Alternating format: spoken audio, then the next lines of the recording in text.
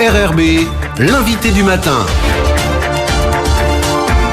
Bonjour Jean-François Balin. Bonjour Lionel. Votre invité ce matin, Olivier Ledin, c'est le président de la Ligue calédonienne de tennis. Oui, bonjour Olivier Ledin. Bonjour. Et vous êtes aussi directeur des internationaux BNP Paribas de Nouvelle-Calédonie de tennis qui vont débuter lundi et dont nous allons parler avec vous. Voilà, c'est la première année pour vous d'organisation de ce tournoi. C'est un gros challenge. C'est un gros challenge. Alors c'est la première année en tant que directeur, c'est la deuxième et demie, on va dire. Donc beaucoup de travail, beaucoup de choses à préparer. D'autant qu'on souhaite vraiment mettre en avant nos partenaires aussi et continuer à être bien notés par les joueurs. Donc beaucoup d'attention sur pas mal de points. Donc voilà, grosse organisation. Rappelons l'importance de ce tournoi dans le calendrier. C'est ce qu'on appelle un challenger dans le jargon tennistique. Vous pouvez nous rappeler à quoi ça correspond exactement ? Alors Challenger Tour, c'est l'équivalent de la deuxième division dans le tennis.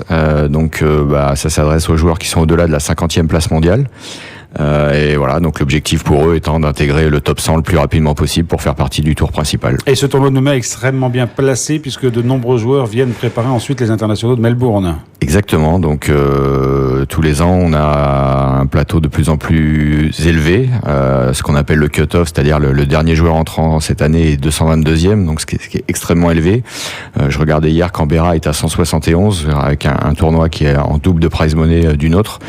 Et en double de points aussi. Donc voilà, c'est un tournoi qui est bien ancré maintenant pour sa 17e édition et qui a une vraie reconnaissance auprès des joueurs. Alors on voit des joueurs jeunes arriver qui sont sur une trajectoire ascendante, on voit des joueurs qui ont connu des bons classements et qui sont descendus. On a encore un beau plateau cette année sur les 48 joueurs présents. Vous l'avez dit, ça va jusqu'à la 226e place et ça commence à la 76e, donc c'est vraiment un plateau très, très intéressant. Oui, c'était un peu notre découverte de l'an dernier. On avait déjà Federico Delbonis qui était là, qui était à peu près à au même classement l'an dernier. Puis on avait eu des anciens tout comme cette année qui avaient intégré le top 20 ou le top 30. Donc oui, il y a un vrai niveau de plus en plus élevé sur le tournoi et la mise en place de la l'ATP Cup sur l'Australie en début d'année fait que le niveau, le cut-off devrait être de plus en plus élevé chaque année. Alors l'une des attractions de ce tournoi, on peut le dire comme ça, parce que c'est un nom que peut-être le grand public connaît bien, c'est Ernst Gulbis, le letton. Aujourd'hui, il est 226e joueur mondial, c'est le plus mal classé, j'allais dire. C'est le dernier entrant. Voilà, il a quand même été 10e mondial, je crois, et demi-finaliste à Roland-Garros en 2014. Oui, donc qu'est-ce qu'il vient ? Il vient se refaire une santé en Calédonie et pour Melbourne ? En fait, il vient préparer l'Open d'Australie et notamment les qualifs où il a vraiment envie de réintégrer rapidement le top 100. Je discutais avec lui hier, donc il découvre la Calédonie en plus, donc c'est quelqu'un d'extrêmement attachant et il s'intéresse beaucoup, il a posé beaucoup de questions sur la vie en Calédonie, donc il vient pour essayer de prendre des points et de la confiance avant d'attaquer les qualifs à Melbourne. C'est important, Olivier Ledin, les joueurs en parlent entre eux aussi de ce tournoi, bien sûr ils se retrouvent sur le circuit régulièrement, ils échangent sur les tournois qu'ils font et celui de Nouméa, petit à petit, il rentre dans les tournois que les joueurs apprécient vraiment beaucoup. Absolument, alors c'est vraiment ce qui est ressorti de tous les échanges que j'ai pu avoir hier sur le site. On a une vraie reconnaissance. Ça fait 10 ans qu'on est dans les 5 meilleurs challengers du monde, donc c'est quand même pour un petit pays comme le nôtre quelque chose, une vraie reconnaissance du travail accompli par tous les bénévoles depuis tout ce temps. Les joueurs apprécient la proximité de l'hôtel, c'est vraiment l'atout majeur aujourd'hui. Et puis il y a pas de temps de trajet, je dirais, que nous on connaît au quotidien. donc pour eux c'est appréciable. Alors le tournoi débute lundi, les matchs auront lieu dès le matin pour les premiers tours. On démarre à 10h30 lundi avec les 2 matchs de qualification et puis on enchaîne tout de suite avec les premiers matchs du premier tour. Et forcément le public est attendu nombreux parce que c'est un événement sur lequel les gens peuvent venir à n'importe quel moment pour regarder le tournoi. C'est ça, donc les 3 premiers jours on aura 15 matchs sur l'ensemble de la journée sur les trois terrains de compétition, donc il va y avoir du spectacle et vraiment de 10h30 à 11h du matin à au moins 22h je pense les premiers jours. Un mot sur les joueurs français qui viennent dans ce tournoi, il y en a quelques-uns. Le mieux classé, c'est Enzo Cuoco. Il est 192e joueur mondial.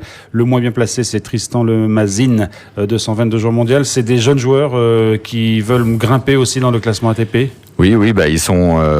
On va retrouver ce que je vous disais tout à l'heure sur Goulbis. L'objectif, c'est d'intégrer le plus vite possible le top 150 et le top 100 pour faire partie des joueurs qualifiés directs dans les tournois du tour principal. Après, c'est cette génération de Tristan Lamazine, Quentin Alice, qui est la génération 93-94, a du mal à éclore un peu, à sortir, mais voilà, il suffit parfois de pas grand-chose, d'un bon tournoi, et puis comme l'avait fait Vincent Millot ici il y a quelques années, donc. Voilà, on leur souhaite et on espère avoir de nouveau un vainqueur français. Un mot sur les wildcards, c'est ces fameuses invitations que le directeur du tournoi se réserve de donner à tel ou tel joueur. Il y en a eu 5 de distribués cette année. Comment vous faites pour choisir ces fameuses wildcards ? Alors, elles ne sont pas qu'à l'appréciation du directeur de tournoi. En fait, on a un accord avec la Fédération française de tennis. Donc, sur les 5 wildcards du tableau principal, il y en a 3 réservés à la Fédération. Et 2 pour nous, plus la wildcard de qualification. Donc les wildcards de la fédération sont généralement attribués à des jeunes joueurs qui s'entraînent au Centre national d'entraînement à Boulogne. Donc cette année, c'est Harold Maillot, Hugo Gaston et Alexandre Muller qui en ont bénéficié. Harold Maillot est numéro 5 mondial junior, donc ça va être aussi une découverte. Et puis en ce qui concerne celles que nous avons attribuées avec le comité d'organisation, donc on les a réservées à Colin Sinclair, vainqueur des Jeux du Pacifique, et on souhaite toujours jouer tous les ans la carte un peu océanienne. Donc Maxime Chazal n'étant pas présent, on a attribué à Colin cette wildcard. La seconde a été attribuée à un jeune joueur danois, numéro 2 mondial junior, champion du monde junior, Holger Rune. Et puis la troisième, celle des qualifications, a été attribuée à Tyson Kwiatkowski, qui est le partenaire de double de Noah Rubin, qui n'a pas pu revenir cette année. Voilà, donc les internationaux BNP Paribas Nouvelle-Calédonie commencent lundi sur les cours du Wentoro, Marie-Louise Hullier. Mais avant cela, parce que ça c'est une innovation cette année, Olivier Leday, il y a une grande journée prévue samedi après-midi, place des Cocotiers. Alors parlez-nous de cette journée, c'est vraiment pour que ces joueurs qui vont venir, qui sont tous professionnels, puissent rencontrer le grand public ?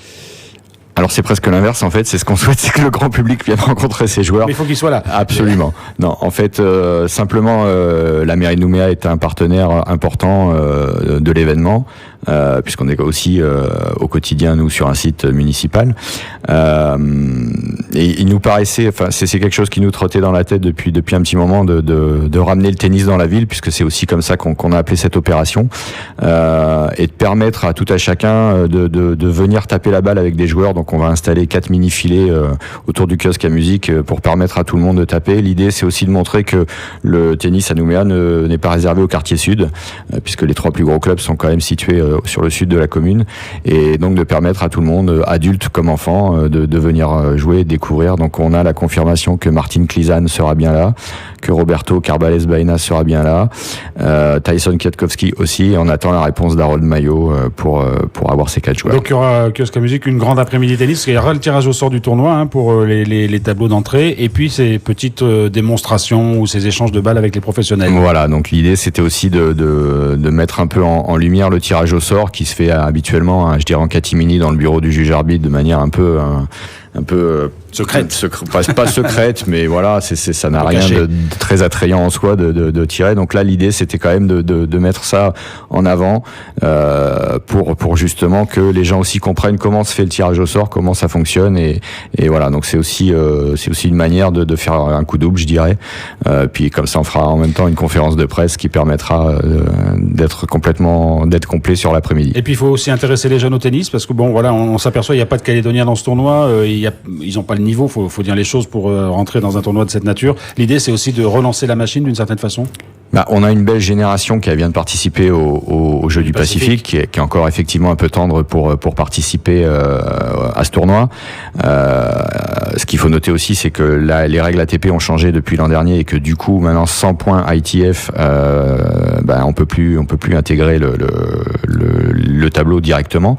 Donc on pourrait leur réserver une wildcard, mais aujourd'hui très honnêtement, ce serait pas leur rendre service que de donner une wildcard, même qualif, à un de nos joueurs. Faut vraiment qu'ils puissent s'aguerrir à un niveau bien au-dessus, et d'autant plus qu'aujourd'hui, voilà, l'exhibition du tournoi du Receiving, qui est vraiment un partenaire, permet justement aux joueurs calédoniens de taper avec des joueurs pros. Donc voilà, je pense que ça peut aussi permettre à nos jeunes de progresser. Le tournoi du Receiving qui a débuté hier, qui se poursuit jusqu'à dimanche, au profit de l'association l'opération Lisa, on le rappelle, pour les enfants atteints du cancer. C'est une belle opération et qui permet effectivement aux joueurs calédoniens de se confronter avec quelques professionnels métropolitains. J'imagine, Olivier Ledin, que vous avez jeté un coup d'œil sur la météo parce que dans un tournoi de cette nature, c'est toujours important. Donc, quelles sont les nouvelles? En toute honnêteté, je n'ai pas regardé la météo. Voilà, mais de toute façon, le tournoi débute lundi, le public est convié et vous attendez aussi beaucoup de monde dès samedi sur la place des Cocotiers. Absolument. Merci beaucoup d'avoir été avec nous. Merci Jean-François.